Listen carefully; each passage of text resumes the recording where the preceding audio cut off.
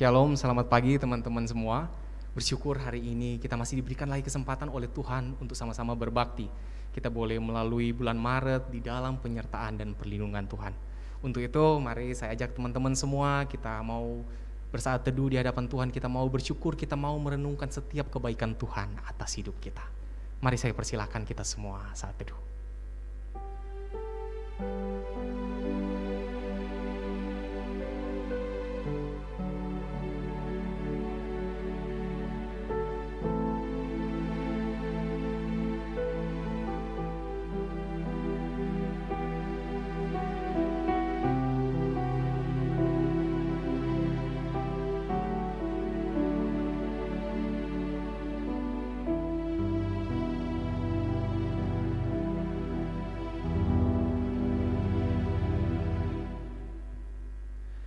Ibadah pada pagi hari ini kita buka di dalam nama Allah Bapa, Allah Putra, dan Allah Roh Kudus. Turunlah berkat-Nya atas kita yang beribadah kepadanya.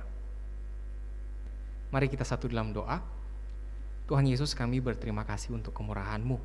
Tatkala kami boleh diberikan kesempatan beribadah, kiranya Tuhan berikan juga kami hati untuk boleh sungguh-sungguh memuliakan dan menikmati hadirat-Mu. Ibadah pada pagi hari ini kami serahkan ke dalam tangan Tuhan. Kami rindu Tuhan hadir dan memampukan setiap proses ibadah ini berjalan dengan baik sesuai dan seturut kehendak Tuhan. Dan kami semua yang terlibat melayani, kami serahkan hidup kami ke dalam tangan-Mu. Di dalam nama Tuhan Yesus kami berdoa. Amin. Mari teman-teman, saya ajak kita semua bangkit berdiri. Kita mengikrarkan pengakuan iman kita. Pengakuan iman rasuli. Aku percaya kepada Allah, Bapa yang Maha Kuasa, Khalik langit dan bumi, dan kepada Yesus Kristus anaknya yang tunggal Tuhan kita, yang dikandung daripada Roh Kudus, lahir dari anak darah Maria, yang menderita sengsara di bawah pemerintahan Pontius Pilatus, disalibkan, mati dan dikuburkan, turun ke dalam kerajaan maut, pada hari ketiga bangkit pula dari antara orang mati, naik ke surga, duduk di sebelah kanan Allah Bapa yang Maha Kuasa, dan dari sana Ia akan datang untuk menghakimi orang yang hidup dan yang mati. Aku percaya kepada Roh Kudus, gereja yang kudus dan am, persekutuan orang kudus, pengampunan dosa, kebangkitan tubuh, dan hidup yang kekal. Amin. Shalom, selamat pagi teman-teman. Senang sekali ya kita bisa berjumpa lagi di ibadah pada pagi hari ini. Marilah kita memulai ibadah kita dengan penuh sukacita. Kita naikkan pujian bersuka dalam Tuhan.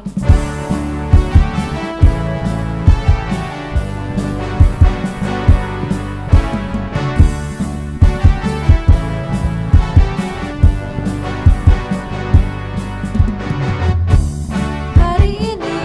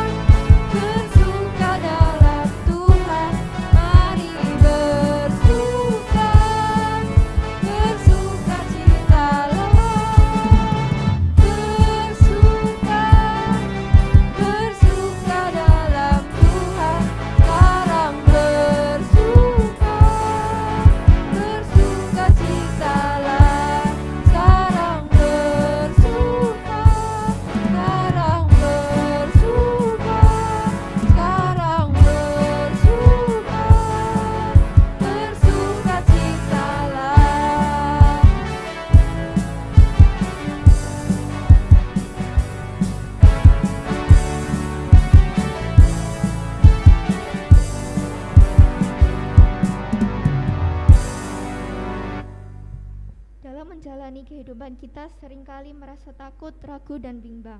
Terkadang kita lupa bahwa Tuhan selalu ada bagi kita. Marilah kita tetap percaya dan berserah kepada Tuhan. Bersama-sama kita nyanyikan pujian Tuhan yang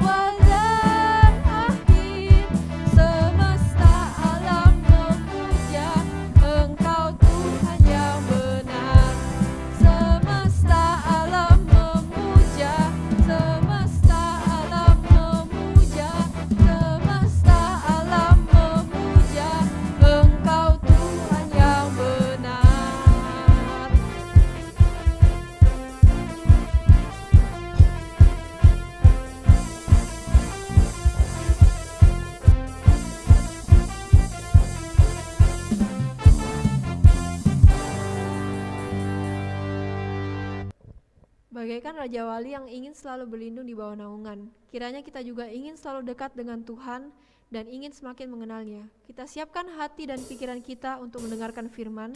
Kita naikkan lagu Bagaikan Raja Wali.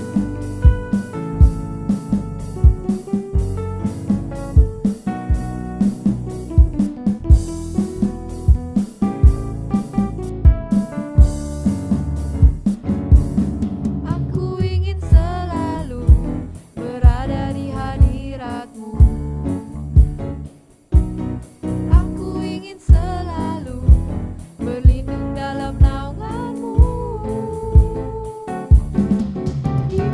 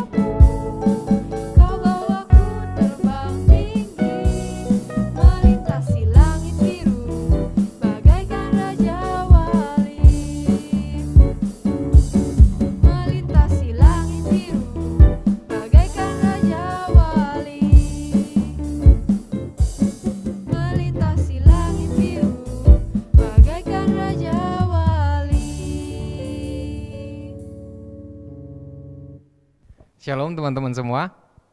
Bersyukur kita hari ini diberikan lagi kesempatan oleh Tuhan untuk belajar bersama-sama kebenaran firman-Nya. Namun sebelum kita jauh masuk belajar firman Tuhan, yuk kita satu dalam doa. Tuhan, kami mau belajar firman-Mu. Tuhan tolong pimpin kami sehingga kami boleh disiapkan.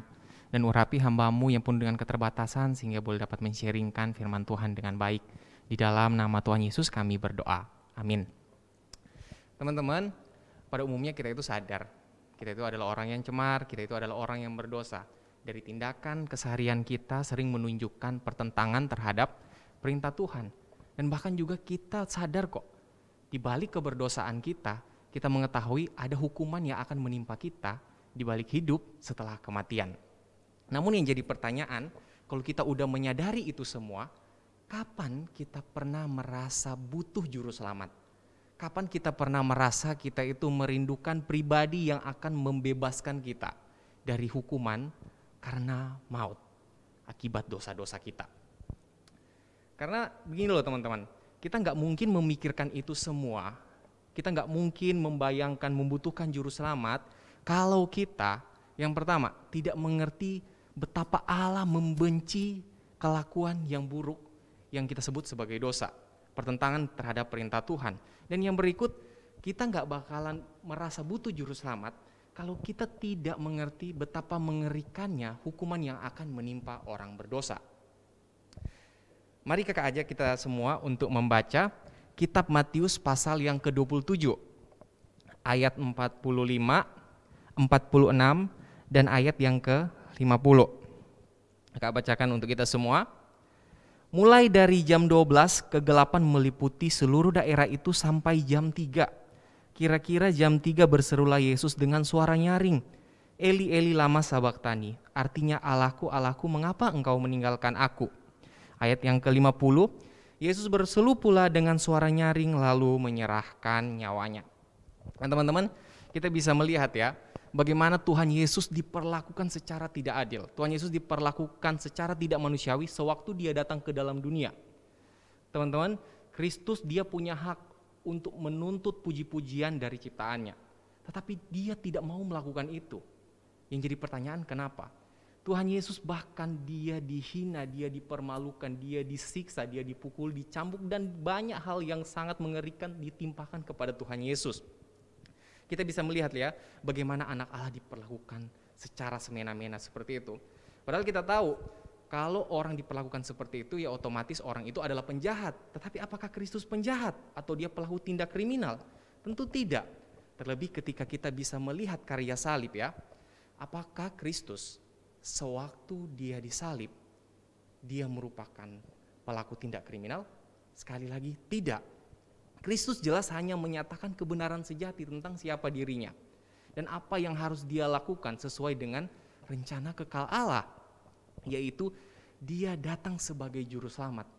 Namun realita ya, banyak betul orang yang membenci Tuhan Yesus. Bahkan tokoh-tokoh agama sendiri membenci Tuhan Yesus, menginginkan kematiannya. Mereka iri dengan apa yang Tuhan Yesus lakukan. Namun dalam hal ini kita bisa melihat ya teman-teman, pengadilan Romawi sendiri pun bahkan tidak menemukan hal-hal yang memungkinkan atau mempantaskan Tuhan Yesus diperlakukan seperti itu. Dan toh juga kalau seandainya Tuhan Yesus melakukan tindakan pelanggaran terhadap hukum agama yang berat sekalipun, Tuhan Yesus hanya wajar dilempari batu sampai mati karena itu peraturan hukum agama dan bukan disalib. Tetapi dalam hal ini Tuhan Yesus disalib teman-teman. Karena fakta salib ya teman-teman ya, itu hanya diberlakukan untuk penjahat kelas berat. Dia harus memikul salib yang nantinya melalui salib itu dia sendiri akan tersalib. Dan sebelum dia disalib, dia akan dianiaya dulu. Dia akan diperlakukan secara tidak manusiawi, dan ini kalau orang yang melakukan kejahatan besar. Tetapi di sini Tuhan Yesus tidak melakukan kejahatan apa-apa. Sampai dia diperlakukan seperti itu, ini mengandung tanda tanya besar. Kenapa demikian? Bahkan pakaian orang yang akan disalib itu sering ditanggalkan. Nah, pada saat disalib, Tuhan Yesus di situ dalam kondisi terikat. Tangannya diikat, dan yang lebih parah, dipaku. Coba bayangkan dengan bobot tubuh yang agak berat begitu ya. Terus kita dalam kondisi tergantung dan tangan kaki kita dipaku. Kakak nggak bisa bayangkan bagaimana sakitnya itu. Bahkan ada yang mengatakan kalau orang dalam kondisi tersalib seperti itu, tanpa perlu dia diperlakukan dengan cara aniaya sebelum disalib, dia udah bisa mati secara perlahan di atas kayu salib itu. Karena kehabisan napas. Sakit yang dia terima di salib itu bisa membunuh orang yang tersalib tanpa perlu dianiaya sebelumnya. Namun ini semua terjadi pada Tuhan Yesus. Apalagi ya kita lihat yang menarik di situ, Tuhan Yesus kurang lebih disalib itu ada 6 jam ya. Sekitar jam 9 Kristus disalib. Sebelumnya dia dianiaya, dia dicambuk, dipukul, diludahi dan lain sebagainya. Kakak percaya dalam kondisi seperti itu Kristus mengerang kesakitan. Tetapi Kristus sama sekali tidak mengeluarkan kalimat bahwa dia menyesal melakukan tindakan-tindakan yang benar yang akhirnya mengakibatkan dia diperlakukan seperti itu. Nah, yang jadi pertanyaan sekali lagi, kenapa Kristus mau diperlakukan seperti itu? Karena kalau secara logis kita bisa bilang, oh Kristus kan diperlakukan seperti itu karena tuntutan orang-orang yang benci Tuhan Yesus. Tapi apakah benar demikian? Ternyata tidak, teman-teman. Ini juga bagian dari rencana kekal Allah untuk menyatakan kasih dan keadilannya kepada umat yang dikasihi.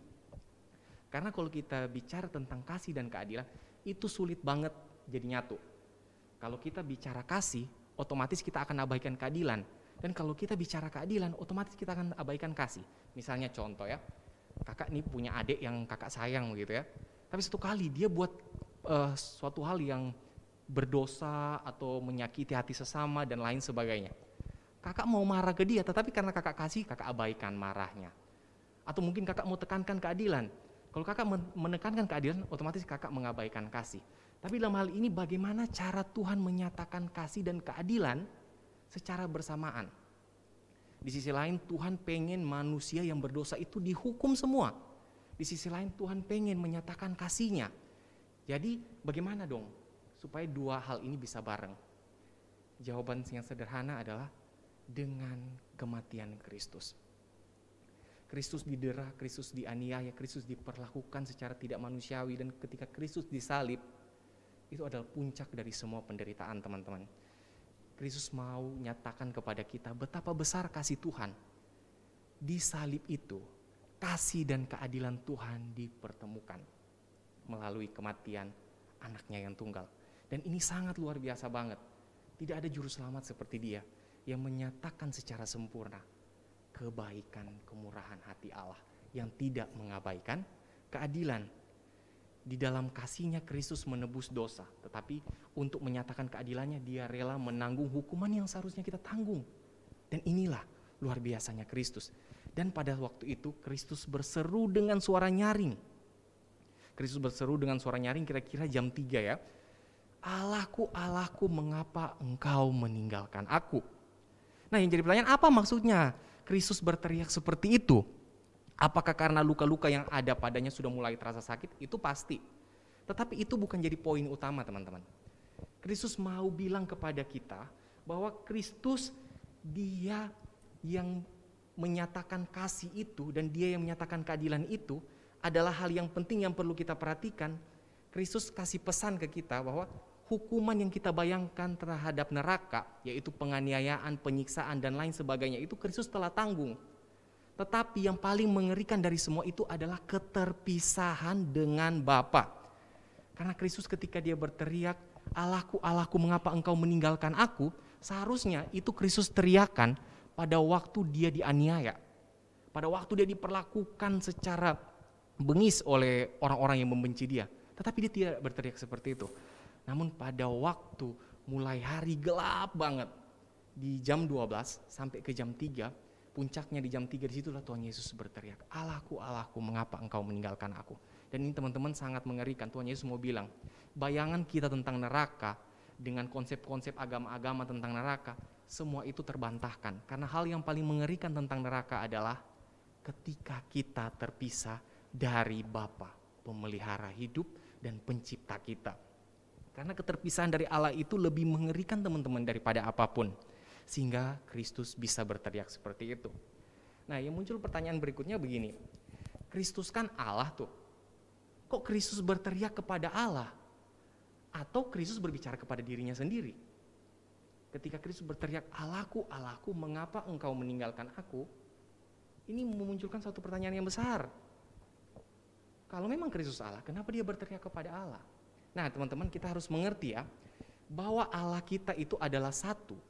Allah kita itu satu dalam hakikatnya, namun tiga dalam pribadinya. Jadi ketika Kristus berteriak, Allahku, Allahku, mengapa engkau meninggalkan aku? Kristus sedang berbicara kepada pribadi yang lain, kepada Allah Bapa.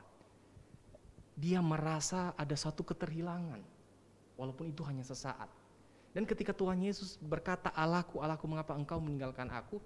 Ini merupakan kutipan dari Mazmur 22. Itu menyatakan bagaimana orang benar teraniaya tanpa berbuat dosa, tanpa berbuat kesalahan. Tetapi kalau kita baca urutan dari Mazmur 22 itu, ternyata itu merupakan Mazmur kemenangan. Karena diakhiri dengan kata kemenangan, karena Allah memberikan kemenangan bagi orang benar yang teraniaya. Dan dalam hal ini Kristus teraniaya, dia orang benar yang teraniaya. Namun dia teraniaya, dia rela menerima itu semua. Yang penting kita jangan sampai binasa. Kristus rela terpisah teman-teman dari Bapanya, asalkan kita dipersatukan dengan Bapa. Nah, inilah gambaran mulia dari kasih yang agung itu. Jadi tatkala Kristus mengeluarkan kalimat seperti itu, dia sedang berbicara dengan Bapanya, yaitu pribadi Allah yang lain. Jadi apakah Bapa benar-benar meninggalkan Tuhan Yesus?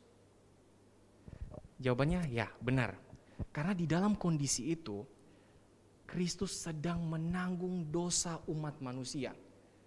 Karena kalau kita bisa melihat ya dari perjanjian lama, kalau manusia itu, umat pilihan itu, bangsa pilihan itu melakukan dosa, mereka itu terpisah dari Allah. Allah berpaling dari mereka, karena mereka mau berpaling dari Allah, menyembah Allah yang lain.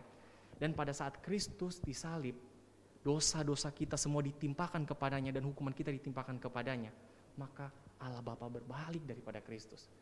Ada suatu keterpisahan, walaupun hanya sesaat. Kristus mau berikan kita gambaran betapa mengerikannya ketika kita terpisah dari Bapa. Jadi hukuman dosa adalah terpisah dari Allah. Dan oleh karena itu, Kristus pada waktu dia menanggung dosa manusia, dia langsung terpisah dari Bapanya. Untuk menyatakan bahwa dosa kita telah diampuni. Dan karena hukuman akibat dosa kita telah ditanggung oleh anak Allah, maka kita patut bersyukur teman-teman. Gak ada hal yang lebih pantas untuk membuat kita bersyukur. Apalagi kalau kita sadar kita itu orang berdosa, selain pengampunan dari Tuhan Yesus. Dan gak ada hal yang lebih pantas kita terima ketika kita sadar kita orang berdosa, selain penghakiman. Jadi bagaimana? Maukah kita belajar bersyukur kepada Tuhan atas kasih karunia Tuhan yang telah memberikan kita keselamatan. Tuhan menebus dosa kita. Tuhan menebus kita dari konsekuensi dosa. Jadi kita diselamatkan murni karena kebaikan Allah. Jadi gak ada hal apapun yang ada di dalam diri kita yang bisa menggerakkan Allah untuk menyelamatkan kita. Karena pada dasarnya kita itu cemar. Jadi kebaikan kita, masuk-masuk ibadah kita, rajin-rajinnya kita ikut persekutuan tidak akan menyelamatkan kita teman-teman. Selain apa yang kita lakukan di dalam pelayanan itu sebagai wujud syukur kita kepada Allah. Karena hidup kita sekarang bukan lagi milik kita sendiri. Hidup kita adalah milik Allah yang telah menyelamatkan kita. Jadi yuk, mari kita serahkan hidup kita sepenuhnya kepada Allah yang telah memberikan kita keselamatan. Kita mau ambil komitmen melayani Allah kita. Kita mau menyenangkan Dia. Kita mau menikmati Dia dan memuliakan namanya. Karena gak ada penghiburan lain bagi kita teman-teman. Selain kita sadar bahwa baik hidup maupun mati kita adalah milik Kristus. Dia yang datang ke dunia rela menjadi hina agar kita bisa dipermuliakan bersama Bapa. Mari kita satu di dalam doa. Tuhan Yesus, kami berterima kasih untuk renungan yang boleh kami dengarkan. Kiranya Tuhan mengajarkan kami bersyukur bahwa karena kebaikan Tuhan kami memperoleh hidup yang kekal bersama-Mu kelak. Ajar kami untuk sadar bahwa hidup kami bukan lagi milik kami sendiri, dan kami rindu hidup kami adalah bagi Tuhan dan untuk kemuliaan nama Tuhan. Kami bersyukur Tuhan baik, Tuhan menyatakan kemuliaan bagi kami, orang-orang yang hina ini. Biarlah karya salib-Mu menjadi suatu peringatan yang besar bagi kami, bahwa ketika kami hidup, kami boleh hidup untuk menyenangkan Tuhan.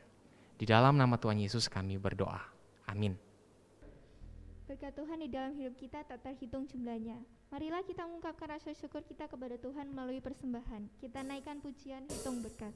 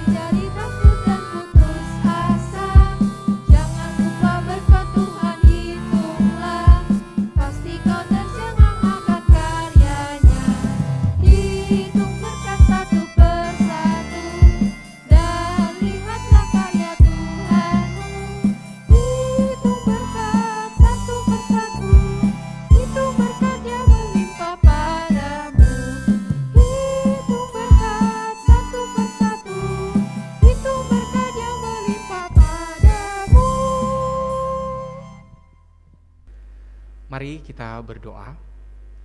Tuhan, kami bersyukur untuk apa yang boleh kami alami di sepanjang kehidupan kami.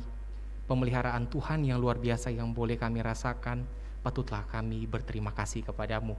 Dan sekarang kami wujudkan terima kasih kepadamu melalui setiap persembahan yang telah kami berikan.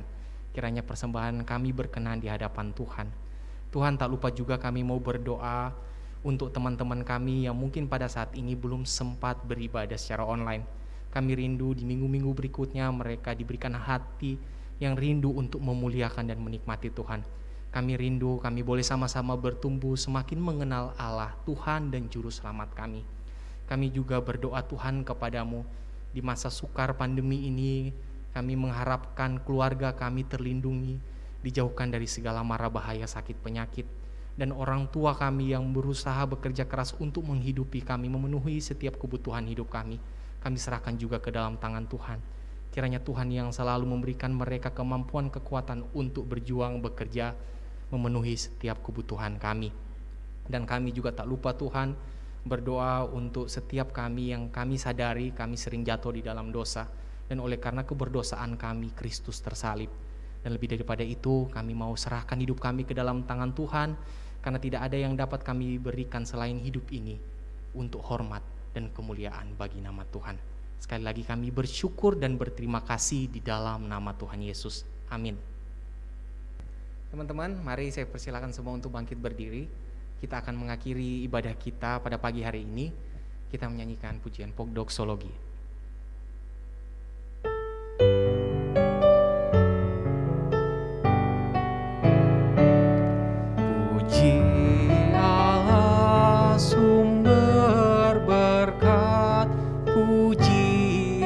Segenap ciptaannya, puji Dia para malaikat, Bapa, Putra, dan Roh Kudus. Amin.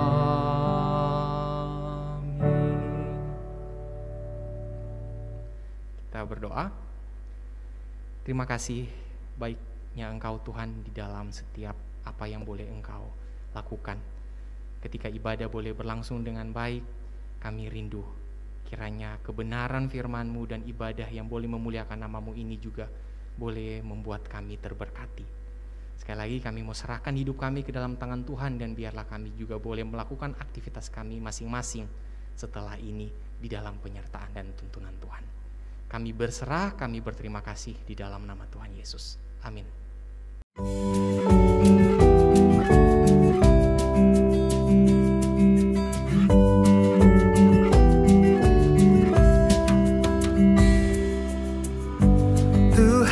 Dialah kekuatan dan mazmurku, Dia gunung batu dan keselamatanku. Hanya padamu hatiku percaya, Kaulah menara dan kota perlindungan.